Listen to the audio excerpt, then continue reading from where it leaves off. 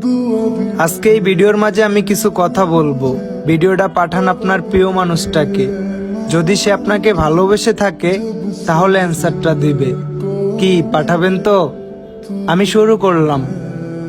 থাক না তোমার আর আমার মাঝে 1000 মাইলের দূরত্ব। মন তো জানে তোমায় আমি ভালোবাসি কত। হ্যাঁ আমি পাগল, কিন্তু রাস্তার পাগল না, আমি শুধু তোমার পাগল। ওগো অনেক ভালোবাসি তোমায়, তুমি কি আমার হবে? আমি তোমাকে আগে একটা কথা বলে রাখি, আমি কিন্তু তোমার জন্য মরতে পারবো না।